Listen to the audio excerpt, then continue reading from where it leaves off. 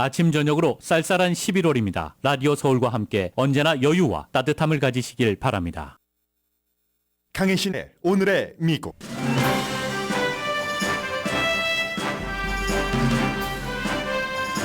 (2024년) 세계의 가장 큰 위험은 도널드 트럼프 전 대통령이라고 이코노미스트가 선언했습니다. 그가 재선되면 미국 내에서는 계획적인 보복으로 민주주의가 망가지고 세계의 여러 나라 이상도 어두워질 것이라는 예상입니다. 세계의 운명입니다. 제가 적어놓고도 잘못 읽었네요. 조 바이든 대통령이 니키 헤일리, 트럼프, 디샌티스 공화당 후보들에게 모두 진다는 여론조사가 나왔습니다. 이스라엘의 안내로 이스라엘 특공대가 투입된 가자 알시파 병원을 견학한 세계 유력 매체의 기자들은 이스라엘 주장대로 병원 지하가 하마스 지휘본부였다고 확신하기 어렵다고 보도합니다. 물론 그렇다고 하마스 본부가 아니라고 단정 짓는 것도 아닙니다. 병원 의사는 이스라엘 공격으로 중환자실 환자 대부분이 숨졌다고 밝힙니다. 로스앤젤레스 타임즈가 서구의 유력한 신문 가운데 처음으로 이스라엘의 휴전을 촉구하는 사설을 실었습니다. 민간인을 그렇게 많이 살상한 이스라엘과 그 이스라엘에 무기를 공급함으로써 공모한 미국은 이미 앞으로 몇 세대에 걸친 원망을 듣게 될 것이라고 예언했습니다. 적의 잔인함을 흉내내지 말고 더 강한 다른 적들이 채울 수 있는 권력 공백을 남기지 않는 강한 휴전으로 시작해야 된다는 주장입니다. 아시아태평양 경제협력체 회의에서 시진핑 윤석열 대통령, 기시다 후미오 일본 총리와 회담한 바이든 대통령은 오늘은 멕시코 대통령과 만납니다. 두 나라 대통령은 내년에 선거를 치르는 공통점이 있고 국경과 펜타닐 등이 이슈입니다. 조지아주 하이스쿨 풋볼 코치가 선수들에게 세례를 받게 한 뒤 해고됐습니다. 그런데 코치 해고에 실망하는 부모도 있습니다. 불면증과 통증 치료약을 대마초로 대체하는 시니어가 크게 늘어납니다. 효능과 부작용이 있어서 뉴욕타임스가 자세히 파헤쳤습니다. 코리아 타임스 뮤직 페스티벌 2023 K-팝 경연대회 결선이 내일 열립니다. 유럽과 아시아, 남미 그리고 미국에서 최종 통과한 10개 팀이 내일 로스앤젤레스에서 겨룹니다. 저희 라디오 서울 방송 청취자 여러분이 초대된 근사한 이벤트입니다. 여러분 안녕하십니까? 오늘의 미국 강예신입니다. 지금 이제 뉴스가 조금씩 흩어지기 시작하거든요. 아직도 바이든 대통령은 샌프란시스코에 있고 샌프란시스코에서 멕시코 대통령과 만나게 됩니다. 이 내용은 이제 뒤에 또 뉴스가 나올 수도 있으니까 그때 전해드리기로 하고, 이스라엘과 하마스의 전쟁도 이제 가자 북부에서의 전투는 끝났기 때문에 그렇다고 이대로 끝이냐? 아닙니다. 남부에서 뭔가 시가전 같은 거라도 있을 수 있겠다라고 생각하는 사람들이 굉장히 많고요. 그것도 이제 시시때때로 들어오고 있는 뉴스가 되고, 오늘이 며칠이냐면 11월 17일 매년 이맘때쯤이 되면은 세계에 아주 잘 알려진 그런 매체에서는 다음 해 2024년을 예상을 해봅니다. 그래서 어제였던가요? 그제였던가요?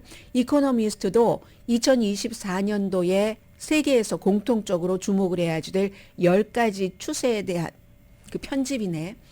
좀 간단하게 요약해 놓은 그런 것들이 있었고, 그것의 두 번째가 거기에 이제 중국 문제, 이스라엘 하마스 전쟁 전부 들어갑니다. 그런데 두 번째가 미국의 도널드 J 트럼프였거든요. 그리고 오늘은 또 다른 기사로 이코노미스트가 미국의 대통령이 트럼프가 된다면 세계의 운명이 굉장히 어두워진다. 첫 단어가 섀도우입니다. 섀도우라고 표현을 했는데, 이코노미스트는 180년 역사된 그런 영국의 신문이고 굉장히 존중받기 때문에 언론사에서 일하고 있는 사람들 가운데서도 이 이슈는 뭔가가 좀 클리어하지 않고 여기저기를 들춰보고 듣고 보고 직접 현장에 가봐도 정확하지가 않아. 그럴 때 이코노미스트를 보죠. 그럼 정리가 아주 잘 됩니다. 그 정도의 매체라는 얘기입니다. 그래서 이코노미스트가 따로 세계의 가장 큰 위험은 도널드 트럼프다라고 규정한 그 이유를 좀 말씀을 드리겠습니다. 중국, 러시아, 이스라엘, 미국 내는 물론이고요. 그가 승리하면 미국과 세계가 어떻게 바뀔까 하는 것을 보여주는 기사입니다. 트럼프 전 대통령이 공화당 예비선거 완전히 지금 장악하고 있죠. 몇몇 여론조사에서 바이든 대통령 당연히 이기고 있고, 그리고 그 이기는 것 가운데 중요한 것을 뉴욕타임스의 예로 들었네요. 경제를 트럼프가 더 잘할 것이다. 59%, 바이든이 더 잘할 거야. 37%, 엄청난 차이가 있고 선거에 가까워지면 가까워질수록 국민은 경제를 생각을 합니다. 그리고 예비선거에서는 내내 트럼프 전 대통령에 대한 여러 가지 법적인 이런 문제가 오히려 힘을 더 많이 실어줬을 뿐이고, 또 수십 년 동안 민주당은 흑인, 히스패닉 이런 표를 굉장히 많이 받았는데 지금 의미 있는 히스패닉계, 흑인계가 민주당을 그 숫자가 의미 있을 정도로 이탈하고 있다는 것. 이런 얘기. 그러니까 지금부터 지금 앞으로 한 10분 정도 들으실 이 이슈는 그동안 오늘의 미국에서 전해드렸었던 것도 있고, 그러나 이걸 총괄적으로 전해서 2024년 미국과 세계의 미래를 어떻게 보여주느냐, 여러분들의 알고 계셨던 생각도 좀 이렇게 매듭을 지어서 정리를 한다라고 생각하시면 되겠습니다. 그래서 지금부터 12개월 동안 도널드 트럼프 그리고 조 바이든 두 사람이 실수를 할 수도 있고, 그런 것들이 뭐 여러 가지 결정을 할 수도 있고 세상을 뒤집어 놓을 수도 있다고 생각을 합니다. 지금은 트럼프와 같은 사람이 다시 집무실 문을 두드리는 그 위험한 순간인데, 당연히 미국 내 민주주의가 위기라고 얘기를 하죠. 왜냐하면 2020년 선거에서 본인이 이겼다는 트럼프의 주장은 거짓말이다가 아니라 거짓말 이상이라고 말합니다. 그건 트럼프가 그 거짓말을 가지고 사실인 것처럼 사람들을 믿게 했으니까 얼마나 사람들을 조종하는 능력이 뛰어난가, 위협하는 능력이 뛰어난가, 그 대단히 효과적으로 그 일을 했다는 겁니다. 그리고 이제 우크라이나, 러시아, 중동, 이란 등등, 중국, 남중국해 이런 그 도전, 여기에 대해서도 트럼프 전 대통령의 입장이 있는데, 이렇게 중국이나 이란이라든가 러시아 이런 나라들은 힘이 옳다, 독재자다, 이게 이제 중요한 건데, 그러한 것들이 이제 세 국가들이 서서히 뭉치면서 미국 봐, 민주주의 저렇게 무너지는데 민주주의가 뭐가 좋아 하고 새로운 국제 질서에 관한 비전을 이란, 중국, 러시아가 공유를 한다는 거죠. 트럼프 전 대통령이 들어오면 이런 것들이 훨씬 커진다고 얘기를 합니다. 그리고 마가 공화당 멤버들이 몇 달 동안 그의 두 번째 임기를 굉장히 꼼꼼하게 계획을 해왔기 때문에 트럼프 전 대통령의 임기 2기는 첫 번째 임기 때보다 훨씬 중요하고, 그리고 여기서 트럼프를 맹렬하게 지지하는 사람들이 더 중요한 위치를 차지할 것이라고 얘기를 합니다. 지금 제가 이코노미스트의 지적을 전해드리고 있습니다만, 최근 몇 주일 동안 파이낸셜 타임즈를 포함을 해서 많은 세계의 매체들이 트럼프 전 대통령이 재선될 때의 위험성에 대해서 끊임없이 경고를 해왔습니다. 다만 오늘의 미국에서는 날마다 터지는 그런 뉴스들 때문에 전해드리지 못했고 오늘 전해드리는 겁니다. 트럼프 전 대통령은 보복의 정치를 이미 날마다 선언하고 있고, 경제적으로 보호주의, 그리고 극적으로 터무니없는 거래를 추구하는 데 있어서 이제 본인이 거짓말로 2020년 선거가 부정이었다 하는 것까지 통했기 때문에 더 대담해지고 본인이 원하는 대로 하는데 전혀 얽매이지 않을 것이라고 얘기를 합니다. 그렇기 때문에 세계의 각 나라의 정치, 의회, 아니면 세계의 경제와도 연관이 되니까 각 회사의 이사회를 절망으로 채우는 그런 것이다라고 얘기를 합니다. 우선 가장 큰 피해는 미국이 입는다고 얘기를 합니다. 이제 적을 계속 추적하면서 무슨 FBI라든가 법원이라든가 법무부라든가 자신을 지금까지 이게 아니었어라고 얘기를 해왔던 모든 기관들과 트럼프 전 대통령은 본인이 재선되면은 전쟁을 할 것이라고 예상합니다. 그 전쟁 속에서 미국의 정책은 온데간데 없고 계속 쓸데없이 이제 시간과 에너지만 낭비하면서 다른 나라로부터 미국 별거 아니었어. 손가락질만 당하는 후진 나라가 돼간다는 얘기입니다. 해외에도 아주 큰 영향을 미쳐서 중국이 좋아할 거라고 얘기를 하죠. 중국과 중국의 친구들, 러시아, 블라디미르 푸틴이라든가 이란이라든가 이런 나라들은 미국의 민주주의가 제대로 작동하지 않아. 이런 증거에 너무나 기뻐할 것이라고 얘기를 합니다. 트럼프 전 대통령이 미국 내에 합법적인 그런 절차를 다 가짜라고 얘기를 하고 짓밟았다면, 그렇다면 해외에 나가 있는 미국의 외교관들이 어떻게 중국에서 인권을 지키십시오, 뭘 투명하게 하십시오, 다른 나라에 대고 그런 얘기를 할 수가 없다는 얘기입니다. 이 일을 전혀 미국의 기능이 해외에서 작동을 할 수 없다는 얘기죠. 그리고 남미에 대해서는 얼마나 많은 정치적인 그런 그 부정함과 불안정함 때문에 미국이 지적을 많이 했는데, 그렇게 너네 잘해라라고 더 이상은 호소할 수 없다는 거죠. 니네나 잘해라. 위선 떨지 말고. 미국의 힘이 굉장히 약해진다는 겁니다. 미국은 또 다른 형태의 트럼프 내 맘대로 나가도 된다는 그런 형태의 강대국이 될 것이라고 예상을 합니다. 그리고 트럼프 전 대통령이 겉필링이 굉장히 강한 사람이잖아요. 그 겉필링으로 성공한 게 많고 주로 부정적인 면에서 사람들을 조종하고 하는 것. 그래서 그 겉필링에 기반을 한 보호주의적 본능 역시 이제는 내가 이렇게 해도 되네, 이렇게 해도 되네, 구속력이 없어질 것이라고 얘기를 합니다. 첫 번째 임기 때에는 여러 가지 국내외 사정으로 중국에 대해서 관세를 부과했는데도 경제가 좋았습니다, 미국이. 그런데 두 번째 임기는 그렇지 않을 것이라고 얘기를 합니다.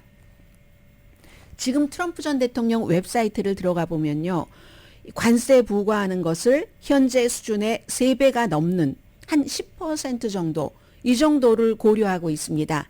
그렇게 되면은 아무리 좀 어른스러운 연방 상원이 트럼프를 통제한다 할지라도 이 관세는 국가 안보를 보호하기 위해서 하는 거야 하고 트럼프가 밀어붙이고 주변에도 이제 조금 더 조직적으로 그의 사람으로 심어질 것이기 때문에 이건 미국 물가를 굉장히 인상시킬 것이라고 미국인들에게 경고합니다. 트럼프 전 대통령이 중국의 관세를 부과하면서 그 중국이 내는 거예요 라고 얘기하지만 그 자체 거짓말이라니까요. 미국에서 무는 거라니까요. 미국의 수입업자들이. 그럼 수입업자들이 처음에는 어느 정도는 손해를 감수하지만 끝까지 손해 감수하면서 장사를 할 사람이 어디 있겠습니까? 결국은 미국 사람들이 내야지 되는 돈입니다. 그래서 미국의 물가가 인상될 것이고 또 세금을 또 감면을 하게 될 것이고, 그래도 트럼프 전 대통령 2018년부터 집권을 해서 2020년 초에 코비드가 터졌잖아요. 사실은 코비드에 대한 대응 때문에 떨어진 면도 있지만 코비드에 대한 대응으로 돈을 엄청나게 많이 풀었죠. 그게 물론 바이든 때까지 이어졌고 그러한 것들로 경제에 활력을 불어넣었다는 것을 상기시킵니다. 그런데 지금 미국은 트럼프 전 대통령이 들어와서 다시 부자에 대한 세금 감면을 하고 경기를 부양시킬 만한 그 체크를 남발을 할 수가 없다는 거죠. 이미 전쟁을 치르는데 돈을 너무 많이 썼고 앞으로도 트럼프 전 대통령은 돈 안 줄지도 모르지만 미국이 적자가 엄청 심하기 때문에 이자율이 높아서 국가가 그 이자율, 그 빌린 빚에 대한 이자를 내야지 되는 비용도 지금 굉장히 높잖아요. 그래서 트럼프 전 대통령이 다시 당선이 돼서 세금을 인하한다고 얘기를 하고 있으니까 그 감세는 임기 1기 때의 성장과는 달리 굉장히 그 성장의 반대 방향으로 그리고 인플레이션을 일으킬 것이라고 예상을 합니다. 해외에서의 트럼프 전 대통령의 첫 번째 임기는 해외에서 각오했었던 것보다는 괜찮았다고 얘기를 합니다. 각오했었던 것보다 괜찮았던 것이, 왜냐하면 처음에 트럼프 전 대통령도 대통령이 될 줄 모르고 주섬주섬 행정부를 꾸려서 너무나 아마추어적이었었던 사람들이잖아요. 그래서 처음에 들어갈 때는 나도 장관 한번 해봐야지 하고 들어간 사람도 있을 테고 나중엔 다 원수가 돼서 갈라서고 마는 그 정도의 아마추어였지만 이제는 트럼프 전 대통령은 아마추어 정치인이 아닙니다. 그래서 임기 1기에는 본인이 이렇게 저렇게 하고 싶었던 것이 아마추어적 때문에 못했던 것이 많은데 지금은 그렇지 않아질 것이라는 거죠. 그래서 첫 번째에 여러 가지 중요한 점들이 있었는데 중국에 대해서 미국의 정책이 굉장히 강경해졌었죠. 강경해졌었는데 인권에 대한 그 무관심을 굉장히 보여주는 사람이잖아요. 트럼프 전 대통령은. 그렇게 되면은 이제 가자, 이스라엘, 그 하마스 전쟁이 끝나고 나서 사우디아라비아가 바이든 때는 바이든도 그 오일이나 이런 것 때문에 사우디의 왕세자와 뭐 악수도 하고 해서 비난도 많이 받았지만 트럼프 전 대통령은 사위가 사우디아라비아로부터 엄청난 지금 부를 축적하고 있는 사람입니다. 그리고 트럼프 전 대통령도 대통령 되고 나서 제일 먼저 사우디아라비아를 방문했잖아요. 사우디아라비아 같은 국가의 인권 같은 거 더 이제 활개를 치고 마음대로 할 것이다. 인도의 나렌드라 모디 정부와의 관계도 강화하면서 인도의 어떤 인권 유린 같은 것도 훨씬 활발해질 가능성이 높다고 얘기를 합니다. 아무튼 제일 중요한 것은 트럼프 전 대통령의 감각, 본인의 감각에 믿는 그러한 것들이 이제 임기 2기에는 제약에 얽매이지 않고 가치 같은 것도 다 트럼프가 생각하는 게 가치다 하고 밀어붙인다는 그런 얘기를 하면서 미국이 유럽에서 정말 유럽에 많은 것을 지원하고 있잖아요. 우크라이나를 지금 지원하는 것도 뭐 민주주의를 잃어버리지 않기 위해서 그러는 목적이 큰데 트럼프 전 대통령은 그건 낭비야.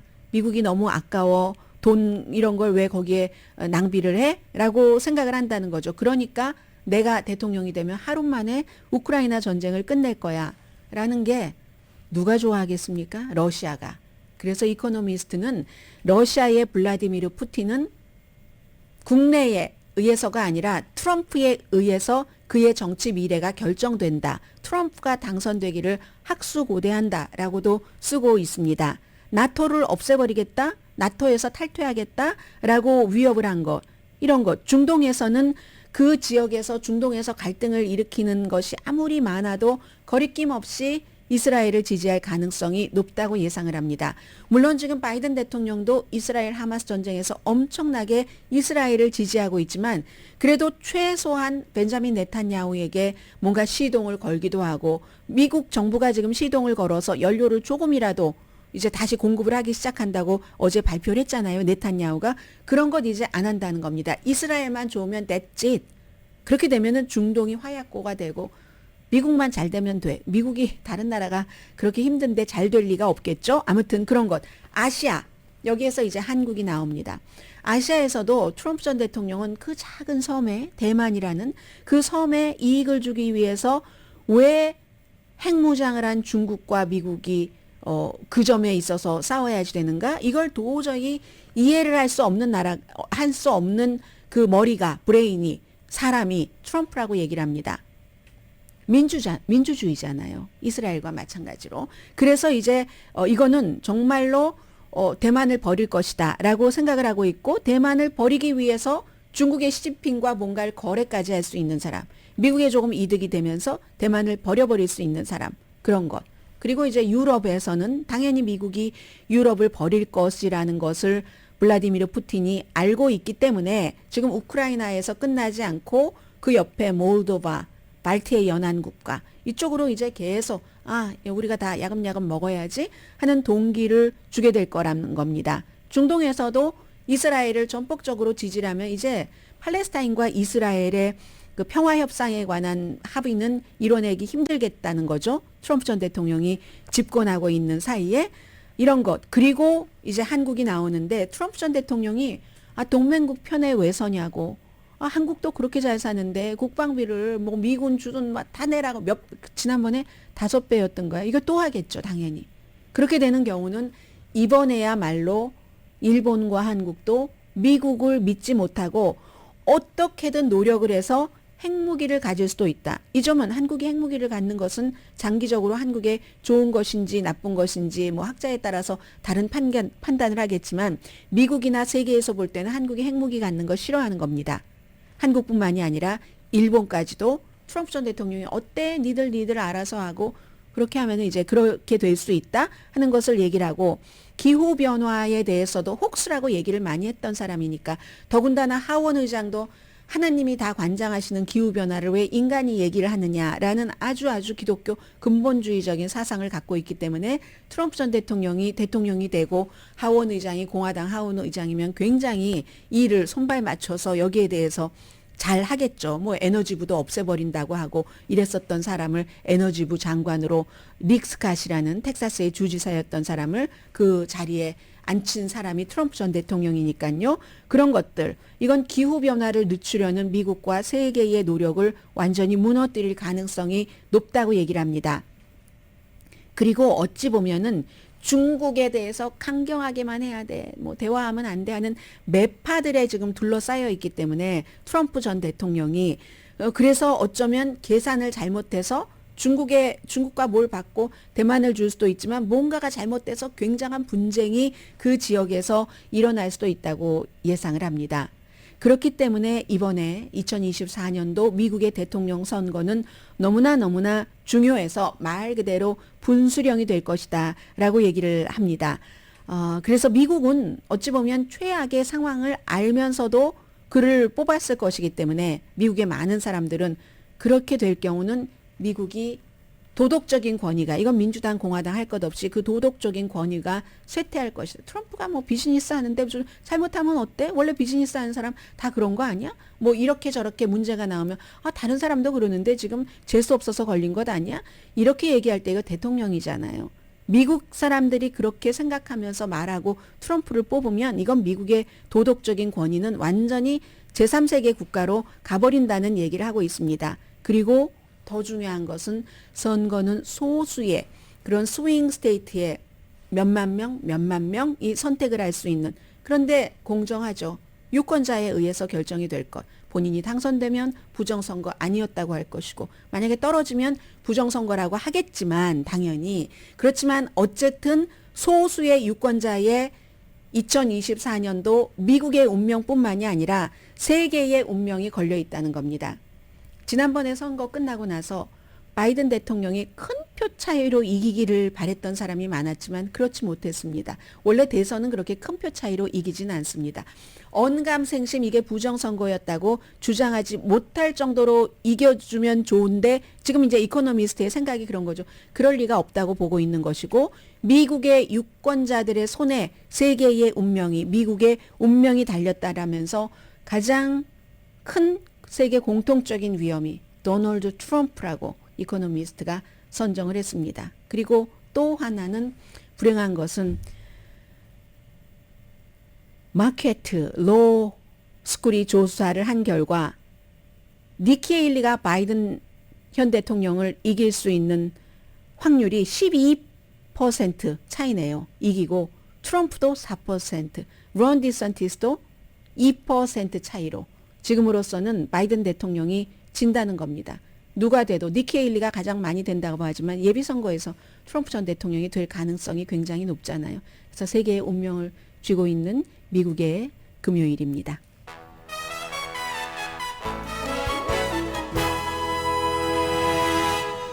오늘의 미국은 전문가가 추천하는 이민법, 가정법 전문 제인정 종합법률사무소, 총 20억 달러 승소, 교통사고와 상해 전문 브라이언 타필라와 CG 변호사그룹, 코지다운 갤럭시 이불은 잠이 솔솔 오게 하는 기능성 거위털 이불로 독일 회사와 함께 생산합니다. 코지다운 갤럭시 이불 공동 후원입니다. 잠시 뒤에는 오랜만에 로스앤젤레스 타임즈 사설을 좀 소개해드리려고 하거든요.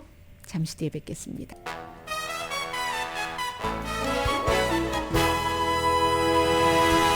라디오 서울 방송 오늘의 미국 듣고 계십니다.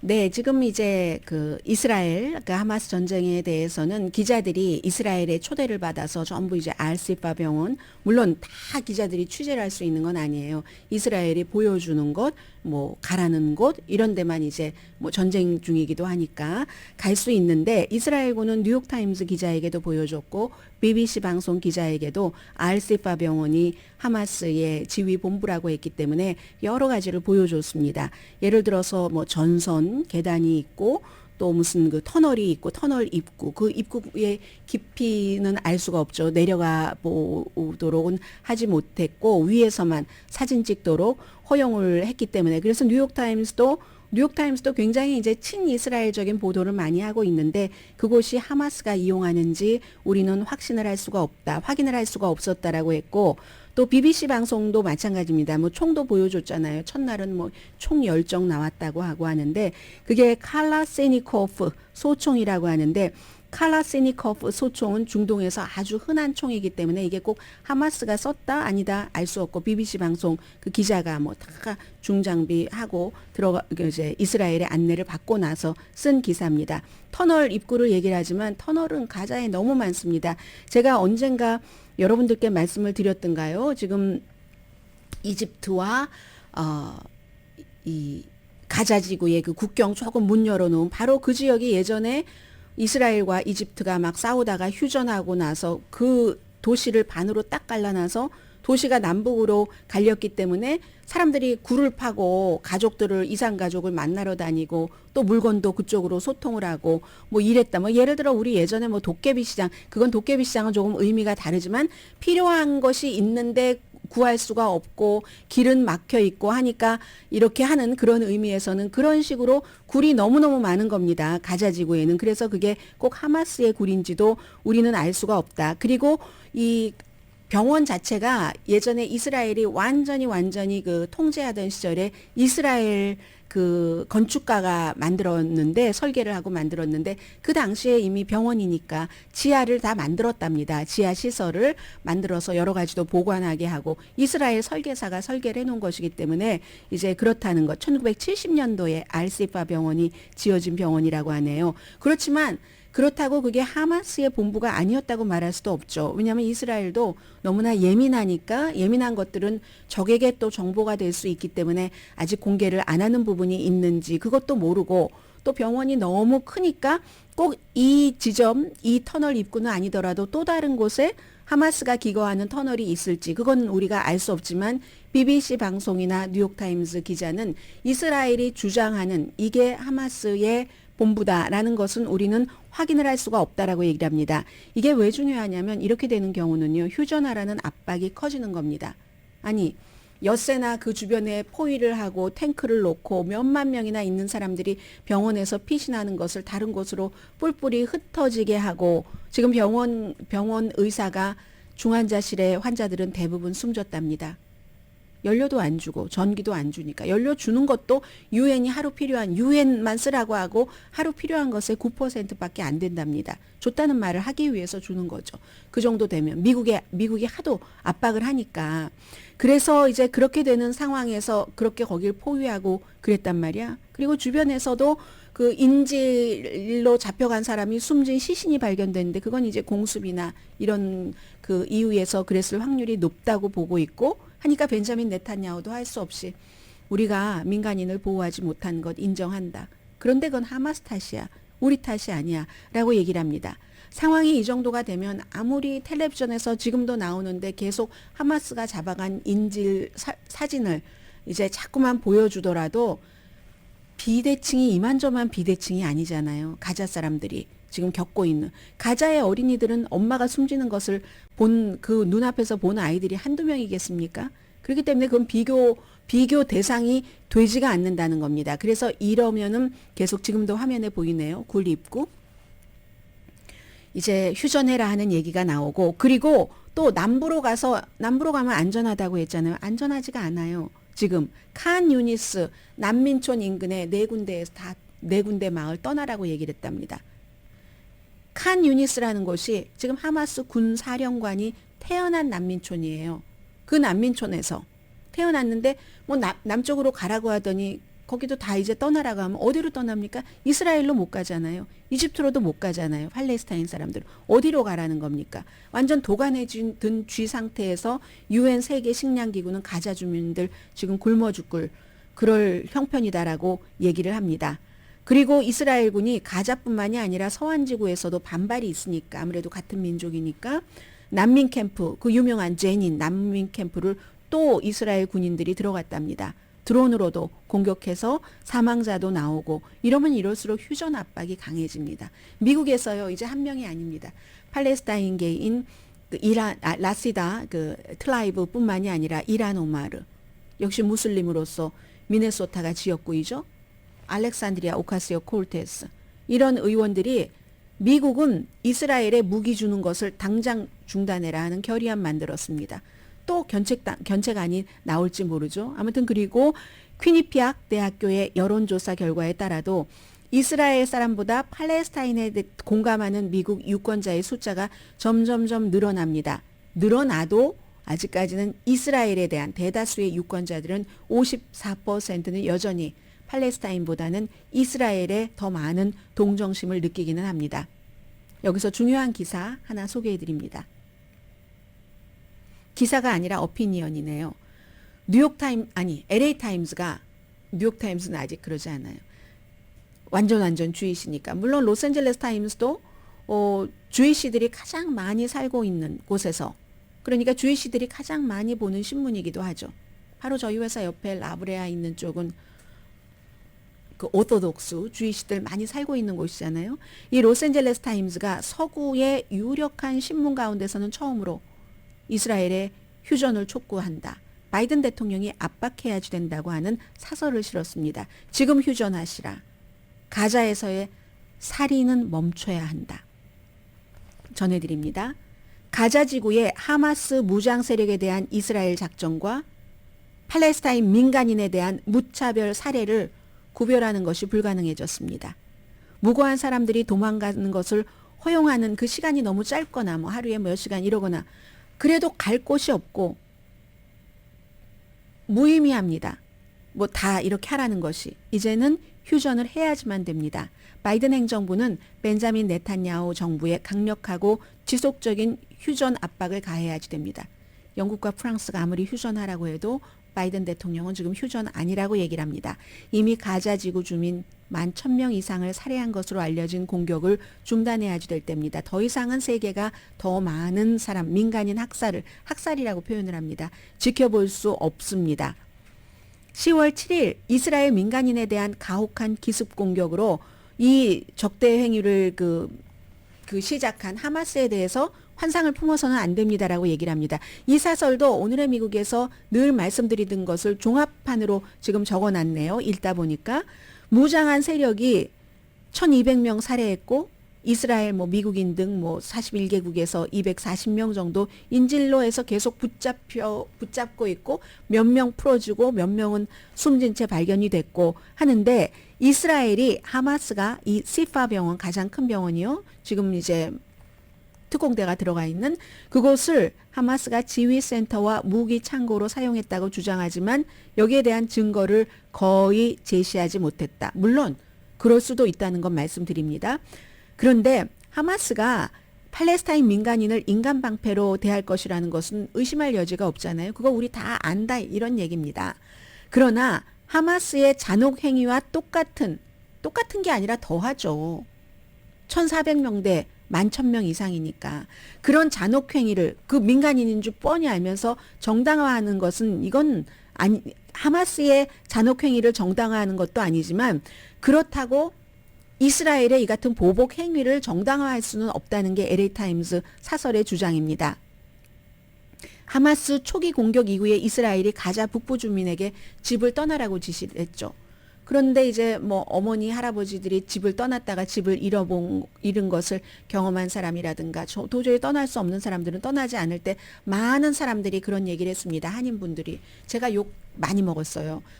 아니 떠나라는데 안 떠나니까 그렇지 라고 얘기하는데 떠나고 나서 돌아오면 내 집이 그대로 있습니까? 이 약속을 해주지 않았습니다.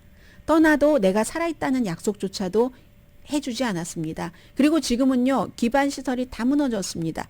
내가 살던 아파트뿐만이 아니라 물도 전기도 그곳에 안 들어가기 때문에 통신도 다 끊겼기 때문에 폭격으로 생존은 했지만 그 잔해에서 가족과 사랑하는 사람의 유해를 찾는 것조차 불가능합니다. 잘한 일입니까? 이제 이스라엘은 북쪽에 계속 탈출하라는 경고를 했고 책임 없는 경고를 했고 그래서 이제 많은 사람들이 남쪽으로 왔는데 이제는 남부에 대한 공격을 강화할 것을 시사하고 있다. 북쪽에서 하마스의 근거지인 북쪽에서 사람들 보러 떠나라고 할 때 하마스만 민간인만 떠난 게 아니니까요. 북쪽은 지금 텅텅 비었습니다. 빈 곳을 지금 터널 찾아다니고 있는 거고요. 이스라엘 군인이 하마스 가운데서도 상당수는 남쪽으로 같이 떠나왔겠죠. 그러니까 남쪽에서 뭔가 전투를 벌여야지 되고 민간인들은 이스라엘 쪽으로도 못 가고 이집트 쪽으로도 못 가고 북쪽으로도 못 가고 그 안에서 죄수 없으면 죽는 거죠. 이런 죽음이 어디 있습니까? 갇혀서 죽는 죽음. 과거에 그런 일들을 당해본 이스라엘이 가자 지구에 이렇게 하기 때문에 사실은 더 기가 막히는 일이라고 생각하는 사람들이 많을 겁니다. 저는 그렇게 생각합니다. 그래서 지난달에 가자 지구에서 사망한 어린이의 숫자가 올해 전 세계 어린이들이 다른 모든 전쟁에서 숨진 숫자보다 많습니다. 그 잔인한 사실은 세계 여론을 이제 이스라엘의 주요 동맹국이면서 대부분의 무기를 지금 이스라엘에 주고 있습니다. 미국의 지금 방위산업 엄청 좋아하고 있어요. 그런 제공자인 미국을 굉장히 불리하게 만들었고 이 두 나라에 대한 모든 원망 같은 것은 여러 세대에 걸쳐서 지속될 겁니다. 아주 암울한 그 경고이기도 하죠.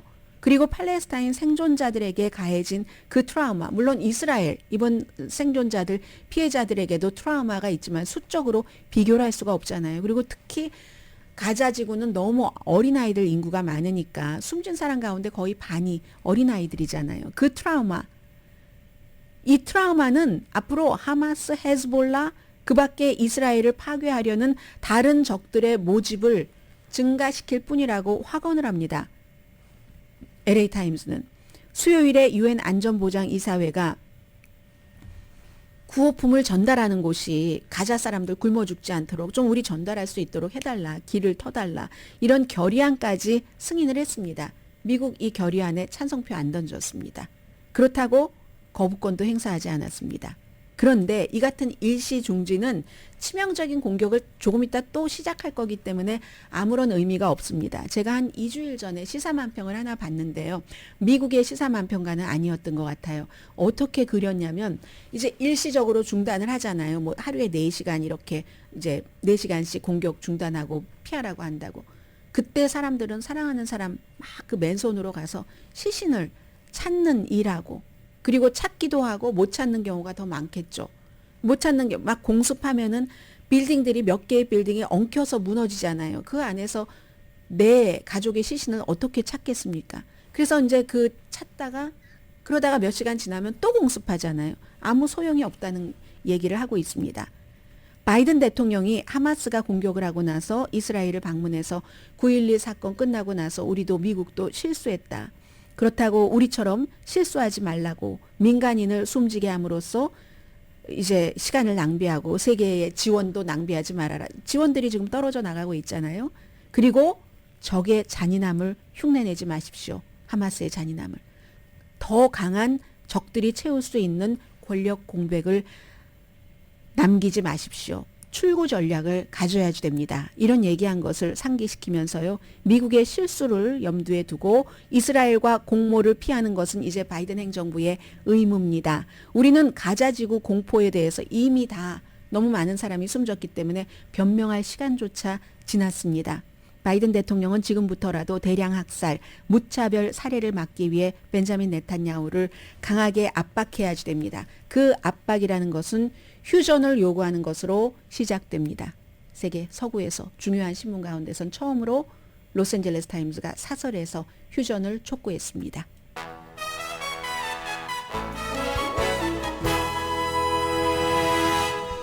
오늘 좀 금요일인데 이슈를 좀 굵게 가게 되네요. 지금 이 시간에는 많은 분들이 그동안 내가 그런 것이라고 생각하실 수 있는데 시니어들이 불면증이라든가 통증 같은 것을 약이 안 된다 해서 대마초로 바꾸시는 분들이 많으시답니다. 어느 정도나 바꾸고 그리고 여기서 주의해야 될 것은 무엇인지 내가 하지 않더라도 이건 추세이기 때문에 전해드리겠습니다. 오늘 뉴욕타임스 보니까 79세의 스티브 히커손 이분이 이제 이벤트 예전에 왜 여성분들이 막 무슨 보톡스 이벤트라고 해서 사람 모아서 맞고 있잖아요. 요즘 이제 그 나이 드신 분들 시니어들이 이렇게 잠 안 오는 약이나 이런 게 안 듣고 또 낮에 부작용도 심하다고 하니까 대마초로 하는 게 많답니다. 불안 치료도 마찬가지고요. 전국 약물 사용 건강 조사에 따르면 2007년도 미국 65세 이상 인구 가운데서 1년 동안 이 대마초 사용한 사람은 0.4%였는데 2022년도에는 8%였습니다. 그리고 이제 미국의 젊은 사람들, 아니, 나이 드신 분들 가운데서 젊었을 때 뭐 마리화나 조금 해보셨던 분들 계시잖아요. 지금은 그게 아니라는 거죠. 뭐 또 마리화나도 뭐 여러 종류가 있어서 액체로 돼 있는 것도 있고 대마초가 또 젤리로 돼 있는 것도 있어서 사람에 따라서 또 성능이 달라서 사람들이 사용을 해보는데 노년층에서의 연구가 적기 때문에 마리화나의 의학적인 특징을 규정하기가 좀 어렵답니다. 그래서 이제 주에서 합법화되는 주가 많이 늘어나잖아요. 류마티즘도 그렇고 류마티스 관절염 뭐 이런 여러 가지 질병에서 지금 현재 20개 주 이상에서 워싱턴 DC 오락용으로도 합법화했잖아요. 의료용으로 또 허용되는 것도 많고 갤럽이 10월 달에 여론조사를 했더니 55세 이상 성인 가운데 3분의 2가 마리화나 사용이 합법화돼야지 된다고 생각을 한답니다. 그래서 기독교인이라서 과거에는 이런 거 사용하는 것이 너무 도덕적이라고 잘못이야라고 생각을 하셨던 분도 이제 내가 79세인데 상황도 다르고 힘들고 고통받는 것보다는 나에게 맞으면 이게 하겠다 하는 이런 것을 하시는 분들입니다. 그래서 앞서 말씀드린 그 사진에 그분이 그 같은 커뮤니티에 살고 계시는 분하고 같이 뭐 이런 이벤트도 하고 그러면 그런 그 대마초 약품을 만드는 그런 곳에서 나와서 아주 뭐 크게 할인 가격에 주고 해서 굉장히 지금 브랜드도 많네요. 그리고 뭐 기억력을 뭐 도와주는 심지어는 정력제 역할을 하는 게 있어요. 그런데 알아야지 될 것을 말씀을 드리자면은 연방법상 그 뭐 꼭 합법이다 다 같이 이렇게 돼 있는 게 아니기 때문에 잠재적인 위험이 어떤가 이런 것들을 사실은 사용하기 전에 의사와 상의를 해야지 된다고 하는데요. 벤자민 한 박사입니다. 라스트 네임이 한이에요. 샌디에고, UC 샌디에고의 중독의학 전문가인데 대마초가 굉장히 복잡한 식물이라는 겁니다. 그래서 만약에 어떤 분이 약을 꼭 드시는 경우에 뭐 혈압약이라든가 이럴 때에 그 약의 성분과 대마초가 들어갔었을 때 어떤 역할이 나오냐. 그리고 또 이제 대마초를 먹는 게 있잖아요. 젤리 같은 이런 것은 현기증, 무슨 혈압이 변화가 있고 메스꺼움 이런 것도 있을 수도 있고 하기 때문에 반복적으로 이런 일이 나타나면은 안 되고 또 의사와 아무튼 기본 그 사용하기 전에 상담을 하라는 얘기거든요. 이제 만성 질환이라든가 만성 증상 같은 것을 치료하기 위해서 사용하는 경우는 더군다나 더욱 이제 이 상담이 필요하고요. 그리고 스스로 교육을 하라는 얘기를 많이 합니다. 이렇게 해봐서 이게 나한테 듣는가 안 듣는다. 그리고 제일 중요한 것은 처음에 굉장히 약하게 시작을 하는 것이 맞다라고 얘기를 하고 있거든요. 그래서 어떤 분들은 뭐 지금 약은 갑상선 낮추는 약하고 혈압약만 먹고 나머지 통증 같은 것은 이 대마초로 치료를 하고 있습니다. 이런 얘기를 하는데 제가 이 내용을 전해드린 것은 아무튼 하나의 대안으로 사용하는 미국 사람들이 늘어나고 있다는 것을 추세를 좀 전해드렸습니다.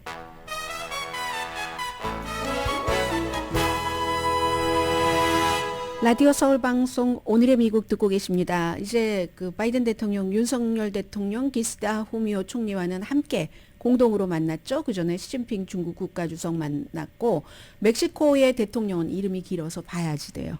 안드레스 마누엘 로페즈 오브라도르 대통령은 이제 미국과 국경을 마주하고 있고 그리고 국경을 마주하고 있는 만큼 무역 교역국 넘버1입니다. 멕시코 또 역시 북쪽 국경인 캐나다 세 번째가 중국이에요. 미국으로서는. 네 번째가 일본입니다. 일본을 중요하게 생각할 수밖에 없겠죠. 그래서 이제 이 오브라도르 대통령은 트럼프 전 대통령과 친했잖아요. 더군다나 이제 트럼프 전 대통령의 이민에 대해서 멕시코의 대통령이 굉장히 협조를 해줬습니다. 그런데 바이든 대통령은 지금 그걸 쓸 수가 없습니다. 왜 못 쓰냐면은 이게 뭐 온정적이었기 때문에 못 쓰는 게 아니라 여러 가지 아무튼 뭐 무역 이런 것이 줄어들게 되면 이 다 모든 이슈들이 연결이 돼서요. 그럼 인플레이션 퇴치가 어려워지고 뭐 등등 해서 아무튼 그 카드는 못 쓰게 되고 대신에 중국과 했었던 것처럼 펜타닐 원료가 멕시코로 가서 멕시코에서 만들어져서 미국으로 많이 들어오는데 물론 멕시코 대통령이 그걸 인정을 할 리가 없죠. 그런 것들을 좀 단속하는 이 정도는 좀 그 협의를 오늘 볼 수 있을 것 같고요. 아무튼 관계 개선하는데 이 대통령도 트럼프 전 대통령과도 친했지만 오브라도로 멕시코 대통령은 좀 신중한 편이기 때문에 오늘 뭐 좋은 얘기 나오겠죠. 당연히. 특별한 뭐가 없더라도 이렇게 샌프란시스코에서 각국의 정상들이 모여서 지금 많은 일들을 하고 있고요. 오늘의 미국은 전문가가 추천하는 이민법, 가정법 전문 제인정 종합법률 사무소, 총 20억 달러 승소, 교통사고와 상해 전문, 브라이언 타필라와 CG 변호사 그룹, 코지다운 갤럭시 이불은 잠이 솔솔 오게 하는 기능성 거위털 이불로 독일 회사와 함께 생산합니다. 코지다운 갤럭시 이불 공동 후원이었습니다. 10시에 좋은 아침, 좋은 하루 방송됩니다. 그리고 이제 내일입니다.